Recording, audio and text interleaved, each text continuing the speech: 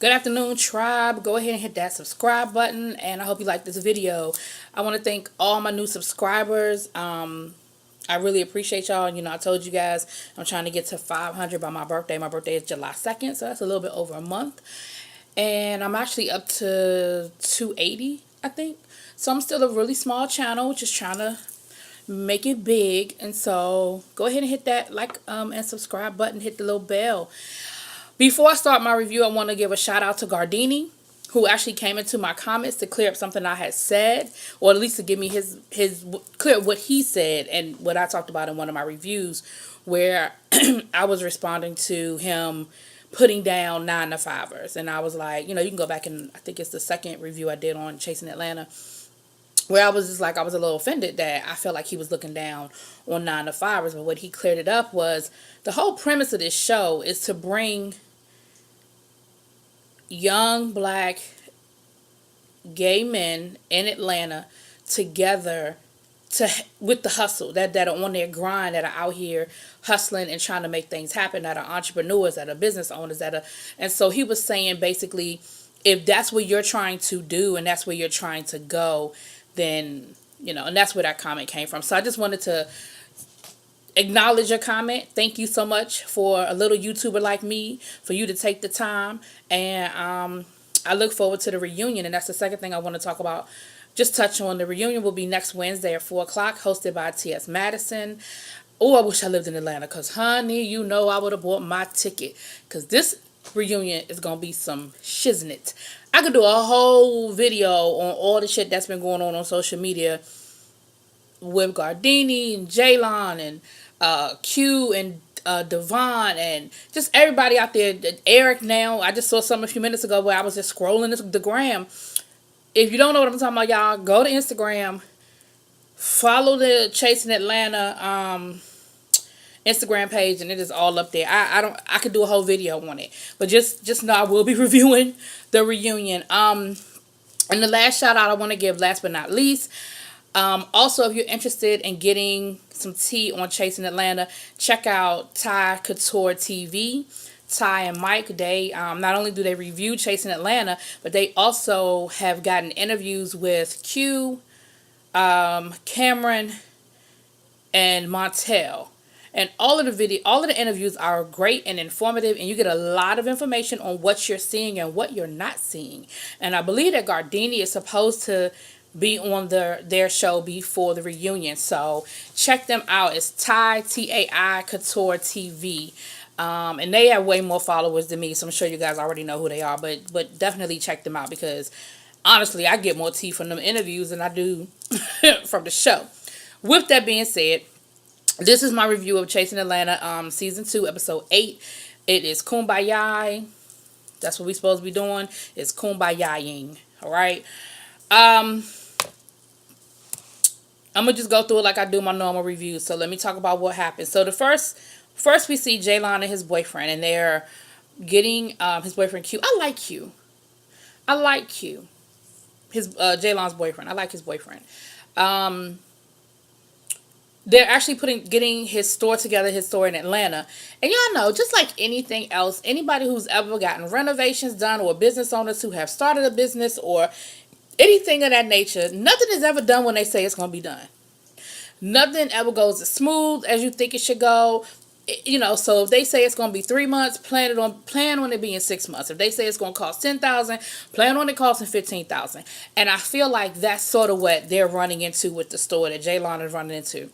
And then Jaylon is saying how he feels like mixing the business with pleasure is starting to cause a wear and tear on their relationship, which, yeah, that's going to always be a problem when I'm not saying it can't work, don't get me wrong, because we see plenty of couples where they make it work, but I don't think you would talk to any couple who live together, are married, or in committed a relationship with each other, and then are in business together. I don't think you would hear any of them say it's easy, because it's not. It's a 24/7 thing, and then you have to turn off business mode, turn on relationship mode, and try not to carry the two over, which unfortunately is really hard to do. So Jaylon is saying, look, this is my first real relationship, which I didn't realize that. And I think part of the problem is that Jaylon is, I say this to my friends all the time, he's looking for that Harlequin romance shit. You know what I'm saying? You read the romance novels or you watch the soap operas or whatever the situations, or you even may even see other couples in your life and you think that that is what it's supposed to be, and it's always supposed to be homemade cooking and roses and wine and dining. Like, I think that's what people think relationships should always be. And that just ain't the reality. And if this is his first real relationship, then he doesn't have anything else to compare it to. And that's what he keeps saying. He's like, all I have is my idea of what a relationship should be. And this ain't it. And Q's thing was, this is what you wanted. He said, I guess the job that Q had him on the road a lot, and Jaylon asked him to stay home and basically blend their businesses together. And so Q was like, this is what you wanted me to do. You wanted me to stay home more. You wanted us to build our business together. And I tried to tell you that when I'm in business mode, I'm a certain way. Like, relationship wise, I'm this, but when it's business wise, I'm that. And so you really see them having some conflict. And Jaylon even kind of threatened that this could potentially end their romantic relationship, which will cause a whole lot of problems on the business side. So, Jaylon, I hope you're ready for the potential backlash or whatever it could be on the business side. And I also hope that y'all have some airtight contracts, because if you're going to cut out people let a lot of shit slide when there's sex involved and feelings involved. When that's out the window, then you're dealing with just the business. I hope y'all put some real serious contracts in place to protect both of you all and protect both of you all's business interests. All right, moving on, because, but that's just kind of where that was. Then we see Martell set up a little sit down. This show got more sit downs than the Godfather movie. I'm just saying. But anyway, so Montel set up a sit down. I love Montel. And if y'all watch that interview, you will love him even more. Because I did. I love him even more after that interview. But you have Montel, Sky, Devon, and Cameron sitting down and having a little sit down and clearing things up. Because I think what I feel like is that these are the people that Montel really fucks with. And so these are the people that he really cares about clearing the air with, getting all on one page, because he likes them and he has relationships with them. And it seems like, because again, we're running into, in my opinion, the issue of stuff that happened off camera or in other areas that we don't see. So when Cameron and Devon, Cameron feels like they didn't support him when he was going through his cancer process, when he was going through chemo and things like that. He felt like they should have done more than what they did. And they felt like they did, because Devon was like, I called you, I reached out to you. He's like, I didn't feel like I needed to come with you to your chemo treatments, but I felt like I was there for you. I felt like I supported you. And when people are sick, how do I say this? What I feel like you should do versus what you feel like you should do as a friend sometimes doesn't always connect. That doesn't mean that you're not being a good friend. It just means that maybe I didn't know you needed that from me. And I think that's what Cameron and Devin were kind of going through. Cameron was going through what he was going through, and he saw it through his lens. And his lens was, I'm sick, I'm going through chemo. And when you're going through chemo, that can be a very scary and lonely thing. You go every week or however often you have to go, and you're sitting there for hours. And it would be nice to have people come with you and sit with you and talk to you and help you go through that process. But Devin probably felt like, I'm calling you and I'm checking on you and I'm seeing if you need anything. I'm doing what a friend would do. Same thing with Sky. Sky said that, he's like, well, I came to your fashion show and I did this and I did that, and I felt like I was there for you. I felt like I supported you. So I think their issue, that's my phone. I think their issue is just a matter of perception. You seeing it your way, I'm seeing it my way. But at the end, they cleared the air, they hugged it out, everybody's good. Well, then we get to the kumbaya. And they talk about the fashion show. And Devin, that was before they made up, because I thought this was an interesting point. Before they made up, Devin was supposed to walk in Cameron's fashion show. And Devin said he went to the rehearsal. He said he went to the rehearsal and he did not like the clothes, and he kind of didn't like the vibe and like the way things were going. And so he chose to to bow out. And one of the things he said was, I didn't like your clothes, and those aren't clothes that I will wear. Okay, but that's not the purpose of a fashion show. The purpose of a fashion show is to wear what the fuck the designer gives you and tells you to wear. You don't never have to buy it. You don't have to like it. But now I'm sure Devon probably wasn't getting paid, or if he was, he wasn't getting paid New York Fashion Week prices. But that being your reason for not walking in the fashion show, that's not a good reason, because when you model what they give you to model. Like, that's what it is. Like, it's not a choice of, well, I wouldn't wear this, so I'm not going to participate in this fashion show. Because I'm pretty sure 90% of the models that wear the shit on the runway wouldn't wear what they're wearing on the runway, right? But anyway, and Montel kind of got them together and explained that to them, because I was thinking it when he said it, and I'm glad Montel sort of interjected and put his 2 cents into that. It's funny because one of Montel's lines is one of my lines too. One thing for sure and two things for certain. I say that all the time. So does Montel. So if y'all hear me say it, don't think I stole it from Montel. I was saying it before. I knew who Montel was. He probably was saying it before he came on to the show. But I just want y'all to know, if I say it, I don't want y'all to be like, oh, she just trying to take Montel line. So once again, we have a situation where we're going behind, and y'all never cleared me up. Y'all never got me together in them comments. So it's either the fourth wall or the fifth wall. I think it's the fourth wall. But the producers they said that basically the producers were saying, we tired every time these mofos get together, they got to fight, argue, and have a come to Jesus. So let's just have one big therapy session where we get it all out, we put it on the table, and we walk out of there with a better understanding of what we're trying to do. Because like I said, the premise of the show is showing these young guys hustling and making their dream come true in the city of Atlanta. And we all love the messy and the drama as much as the next person, but we're not seeing none of the business. For some few exceptions, we're not seeing a whole lot of that. We're seeing a lot of mess. And so the producers wanted to sort of limit the mess. Like, we know we need mess. We know we need to sprinkle that in to make a show. But how do we get back to basics? And so they had to sit down with a life coach by the name of G. Smalls. Now, I'm going to put an asterisk next to G. Smalls because, again, watching Ty and Mike's interview with Montel, some things came up about Mr. G. Smalls, and I haven't done my own research, so I'm not going to speak on it. I'll just direct you to the interview, and you can see that for yourself. But everybody was there except for Jaylon. Q and Eric were late, and Eric walked in. I don't know if Eric was high or drunk or just in a really good ass mood, because he came in and wanted to speak and hug everybody, and they had to even edit and go back to the thing. So he started off, he asked everybody to write down on index cards, what is your intention for this session, which I think is good, so that you have a clear objective of where you want to be when this is over. And most people were just basically like, I just want to clear the air and get to the point where we can enjoy each other and just be cordial.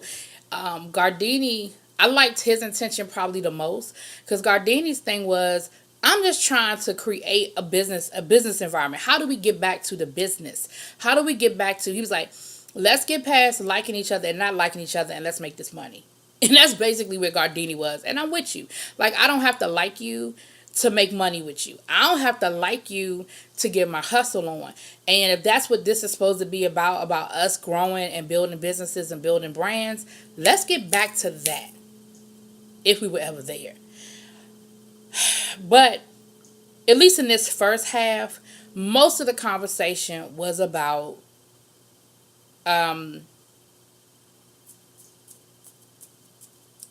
can't even think of the man's, Akeem, my bad. Everybody's problem with Akeem. Before we get to that, though, I want to speak on Lyric. Lyric, who I love, Lyric, I think he's a cutie, and everybody else seems to think he's a cutie too. But he has really not been very active this season. He wasn't very active last season, but he was more active last season than this season. But come to find out that in this process, he has been diagnosed with anxiety and depression. And he said he even was going through having some suicidal thoughts. And in this process, he has rededicated himself to God. He has joined a church, and he has become very spiritual. And he's decided to forego medicine, taking medication for the depression and for the anxiety. And so he is just trying to really recalibrate his life so that he eliminates triggers in his life. And so his thing was, in going through everything I was going through, what the conclusion that I've come to is all of this is just not that serious. And we are fussing, fighting, and arguing over something that's just not that deep. Which, it really does put things into perspective when you're dealing with a total life change. And he probably should not continue on the show because there's going to always be a certain level of drama, even if they come to a way of dealing with each other. There's just going to always, because that's what a reality show is about. That's about conflict. Like, that's what it is. So, but that was I thought that was deep. That was really deep. What I am going to say, though, is the sound was horrible. I don't understand why y'all can't mic these people, because when certain people were talking, I couldn't hear them. So I had to rewind stuff. I had to listen to stuff more than once because, I couldn't hear what they were saying. And this was important stuff that was being said to the storyline. The other thing was the editing. Lyric was in the middle of telling his story, and we cut. The way it was edited was all of a sudden, Devon is talking about Hakeem and why he don't fuck with Hakeem and what happened last season with the lake house and some other stuff. And I was like, whoa. How we get there? And then G, the life coach, he had to kind of bring it back around and kind of be like, okay, well, and explain, well, like, Devon, who are you even talking about? Because the way it was edited, like, Lyric was really in the middle of pouring out his heart, and it was just kind of like, cut, and Devon and that's why I don't fuck with you. I was like, yo. So I'm trying to not criticize, but it's there. Like, it is there. But most of it really came down to everybody's problem with Hakeem. And it came up, the conversation started coming up. The other thing was people were coming in and out the room. So you kept hearing doors opening and closing and opening and closing. And that was distracting to me. But people, this is going to be my last criticism, then I'm going to finish my review. Devon, I want you to take some grammar lessons. Hurted it is not a word. And it was something else he said. I'm sorry, I can't help it. I taught English before. I can't help but hear certain things. Hurted it is not a word. I want you to not do that no more. Don't use that word no more. Anyway, that's petty. That's me. But the last thing was, in the process of them trying to flesh out the Hakeem issues, the situation came up where Hakeem made the comment to Montel on last week's episode, and we know Montel got so upset he basically left the venue. And of course, in the interview I hate to keep going back to that interview, but you get so much more information in their interviews than you really get on the show. But what Montel said was, Hakeem didn't make me cry like what he said made me cry. He's like, I was just that angry that I was going to put my hands on him again, and so I had to leave before it became another fight. Respect. But what ended up coming out was that Hakeem basically let Montel know that he had a past with his boyfriend. And Montel's thing was, first of all, you met us back in December. It's now March. Why did you sit on that for 3 months? Second of all, what Montel explained was he was in the process of going through a breakup with this guy. So he was like, you knew that me and him had just broken up. That was new, that was raw, that was fresh. Did you not think that maybe I was already going through something, that I was already dealing with emotions? Like, I didn't need you piling on. I didn't need you to give me more reason on what was going on between me and him. Like, I didn't need your input at that moment. Like, your time to tell me you had a past with him was back in December. And Hakeem kept trying to explain, and it was just digging himself deeper and deeper and deeper, to the point where Montel blew up again, and Montel was like, I'm done, I'm leaving, I'm not doing this. Because what I respect about Montel is, I think Montel knows his limit, and rather than put his hands on you, he chose to remove himself from the situation. And that's really where the episode ended. I think we had one more episode before the reunion, because they were like next on Chasing Atlanta, but the reunion is supposed to be live next Wednesday. So I don't know if they're dropping, another episode between now and next Wednesday. Like, I'm really not sure how that's going to work out. But needless to say, I'll be interested to see part two, because part two, the conversation continues and they finish fleshing out their issues. But I'll be interested to see part two, and I'm definitely looking forward to the reunion. So y'all drop it in the comments. Y'all let me know what y'all think. Peace.